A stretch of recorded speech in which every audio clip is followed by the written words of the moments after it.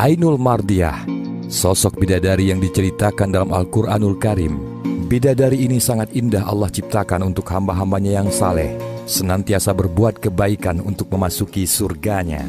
Seperti yang diceritakan bahwa bidadari-bidadari surga ini terlalu merindukan suaminya di dunia dan ingin melihat suaminya di dunia, namun tidak diberikan izin oleh malaikat penjaga surga. Suatu hari mereka meminta izin dari Allah untuk ke bumi, untuk melihat suami mereka, dan telah diizinkan. Bidadari-bidadari ini dapat mengenal siapa suami mereka, karena di dada mereka telah tertulis nama suami yang mereka rindui. Apabila melihat ke bumi, mereka terlihatlah bidadari-bidadari akan istri bagi suami mereka di dunia ini dan tidak taat serta berbuat durhaka kepada suami. Lalu bidadari surga itu berkata, "Janganlah kau menyakitinya, semoga Allah memerangimu. Sesungguhnya dia hanyalah tamu di sisimu. Sebentar lagi dia akan datang kepada kami dan meninggalkanmu." Seperti yang dijelaskan dalam Al-Quran dan hadis, banyak sekali dijelaskan ataupun digambarkan tentang sosok bidadari yang bertempat di surga dan bersedia melayani para ahli jannah. Dalam Al-Quranul Karim surat Ali Imran ayat 15 dijelaskan, "Maukah supaya aku kabarkan kepada kamu akan yang lebih baik daripada semua itu? Yaitu bagi orang-orang yang bertakwa disediakan di sisi Tuhan mereka beberapa surga yang mengalir di bawahnya sungai-sungai. Mereka kekal di dalamnya. Disediakan juga pasangan-pasangan dari mereka istri-istri yang suci bersih serta keredaan Allah Subhanahu wa Ta'ala." Dalam Al-Quranul Karim surat Adukan ayat 54 Allah menjelaskan, "Demikianlah keadaannya dan kami jadikan teman kawan mereka bidadari-bidadari yang putih melepak, lagi luas cantik matanya. Dan mereka dilayani bidadari-bidadari yang cantik parasnya." Surat Al-Waqiah ayat 22. "Sesungguhnya kami telah menciptakan istri-istri mereka dengan ciptaan istimewa, serta kami jadikan mereka senantiasa darah yang tidak pernah disentuh." Al-Quranul Karim surat Al-Waqiah ayat 35 sampai dengan 36. "Dan di sisi mereka pula ada bidadari-bidadari yang pandangannya tertumpu kepada mereka semata-mata, lagi yang sebaya umurnya. Di dalam surga-surga itu terdapat bidadari-bidadari yang pandangannya tertumpu kepada mereka semata-mata, yang tidak pernah disentuh sebelum mereka oleh manusia dan jin. Maka yang mana satu di antara nikmat-nikmat Tuhan kamu yang kamu dustakan?" Bidadari-bidadari itu cantik berseri seperti permata delima dan marjan. Surat Ar-Rahman ayat 56 sampai dengan 58. "Sedangkan di sisi mereka ada pula bidadari-bidadari yang tidak menumpukan pandangannya, melainkan kepada mereka, lagi yang amat indah luas matanya." Surat As-Saffat ayat 48. Dalam kedua-dua surga itu juga terdapat bidadari-bidadari yang baik akhlaknya lagi cantik parasnya. Surat Ar-Rahman ayat 70. Iya, itu bidadari-bidadari yang hanya tinggal tetap di tempat tinggal masing-masing. Maka yang mana satu di antara nikmat-nikmat Tuhanmu yang kamu dustakan? Bidadari-bidadari itu tidak pernah disentuh sebelumnya oleh mereka, baik manusia maupun jin. Surat Ar-Rahman ayat 72 dan 74. Sebagaimana Rasulullah SAW bersabda, "Jika salah seorang bidadari menampakkan wajahnya, niscaya akan menerangi antara langit dan bumi." Dari Abu Hurairah radhiyallahu an, Rasulullah SAW bersabda, "Allah Azza wa Jalla berfirman, Aku siapkan bagi hamba-hambaku yang soleh sesuatu yang tidak pernah dilihat oleh mata, tidak pernah didengar oleh telinga, dan tidak pernah terlintas oleh pikiran mereka." Hadis riwayat Bukhari dan Muslim. Malik radhiyallahu an, Rasulullah SAW bersabda, "Jibril mengatakan kepadaku bahwa ketika orang mukmin masuk surga akan disambut oleh bidadari-bidadari dengan pelukan hangat dan erat. Dengan jari dan telapak tangan manakah akan dibandingkan kelembutan dan keindahannya? Kalau lambainya saja akan memadamkan sinar matahari dan bulan." Hadis riwayat Tabrani. Rasulullah SAW bersabda, "Sekiranya salah seorang bidadari surga datang ke dunia, pasti ia akan menyinari langit dan bumi dan memenuhi antara langit dan bumi dengan aroma yang harum semerbak. Sungguh penutup kepala salah seorang wanita surga itu lebih baik daripada dunia dan seisinya." Hadis sahih riwayat Bukhari dan Muslim. Dari Anas bin Malik radhiyallahu an, Rasulullah SAW bersabda, "Jika sehelai saja dari rambut bidadari itu jatuh ke bumi, niscaya wanginya akan meliputi seluruh timur dan barat."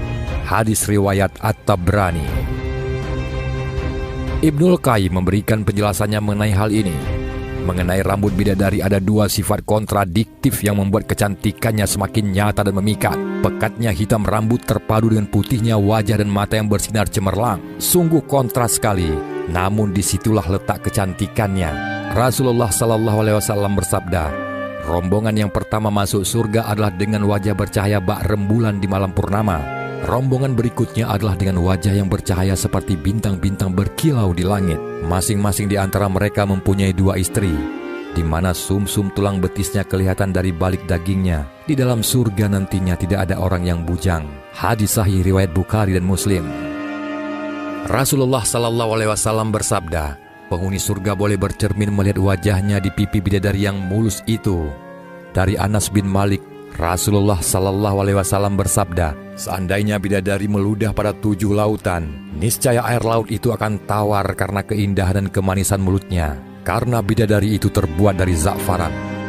Dalam sebuah riwayat oleh Hafiz Abu Bakar Al-Ajri dari Imran bin Hasim dan Abu Hurairah, Rasulullah SAW bersabda, mahligai-mahligai di surga itu tercipta dari lu'lu, dan pada tiap-tiap mahligai itu ada 70 kampung dari yakut, yang mereka pada tiap-tiap kampung ada 70 rumah daripada zamrud yang hijau, dan tiap-tiap rumah ada 70 tempat tidur, dan tiap-tiap tempat tidur ada 7 orang perempuan dari bidadari.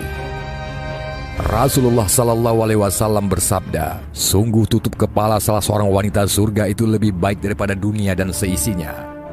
Dari Anas radhiyallahu an, Rasulullah SAW bersabda, seorang mukmin di surga diberikan kekuatan untuk menjima istrinya sekian dan sekian. Sahabat bertanya, wahai Rasulullah, apakah ia begitu kuat? Baginda SAW bersabda, ia akan diberi kekuatan 100 orang laki-laki. Hadis riwayat Tirmizi. Dari Ummu Salamah radhiyallahu an, ia berkata, saya bertanya, wahai Rasulullah, manakah yang lebih utama, wanita dunia ataukah bidadari yang bermata jeli? Kemudian Baginda SAW menjawab, wanita-wanita dunia lebih utama daripada bidadari-bidadari yang bermata jeli. Seperti apa kelebihan yang mereka nampakkan daripada apa yang tidak nampak? Karena apa wanita dunia lebih utama daripada mereka? Kemudian Baginda Rasulullah SAW menjawab, karena sholat mereka, puasa dan ibadah mereka kepada Allah Subhanahu wa Ta'ala. Allah meletakkan cahaya di wajah mereka. Tubuh mereka adalah kain sutra, kulitnya putih bersih, pakaiannya berwarna hijau, perhiasannya kekuning-kuningan, sanggulnya mutiara dan sisirnya terbuat dari emas. Mereka berkata lagi, kami hidup abadi dan tidak mati, kami lemah lembut dan tidak jahat sama sekali, kami selalu mendampingi dan tidak beranjak sama sekali, kami ridha dan tidak pernah bersugut-sugut sama sekali. Berbahagialah orang yang memiliki kami dan kami memilikinya. Hadis riwayat At-Tabrani.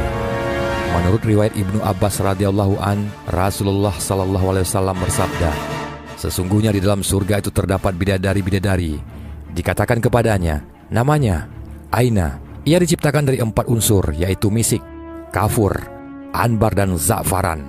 Semua bidadari-bidadari itu sangat merindukan suami-suami mereka. Andai sekali saja bidadari-bidadari itu meludah di dunia, maka tawarlah lautan tersebut lantaran ludahnya.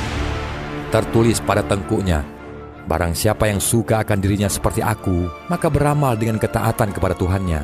Menurut Ibnu Mas'ud radhiyallahu an, Rasulullah SAW bersabda, sesungguhnya ketika Allah menciptakan surga Ad, Dia memanggil malaikat Jibril, berangkatlah engkau ke surga Ad dan lihatlah apa yang telah aku ciptakan untuk hamba-hambaku dan wali-waliku.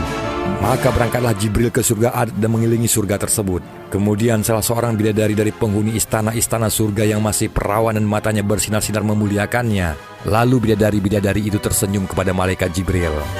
Maka menjadi teranglah surga Ad karena gigi-giginya. Lalu malaikat Jibril bersujud. Ia menyangka cahaya itu berasal dari nur Tuhan yang Maha Mulia. Maka bidadari itu memanggil malaikat Jibril.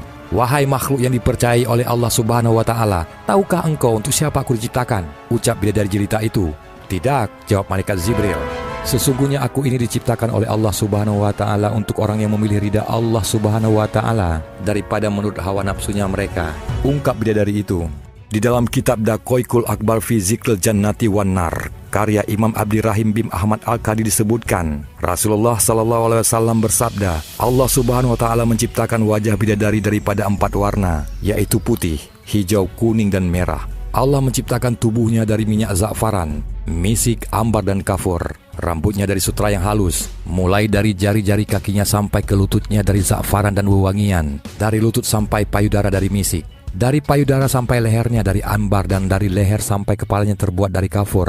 Seandainya bidadari itu meludah sekali saja ke dunia, maka jadilah semua air di dunia ini menjadi kasturi. Di dadanya tertulis nama suaminya dan nama Allah Subhanahu wa Ta'ala. Pada setiap tangan dari kedua tangannya terdapat 10 gelang dari emas, sedangkan pada jari-jarinya terdapat 10 cincin, dan pada kedua kakinya terdapat 10 bingal atau gelang kaki dari jauhar dan permata.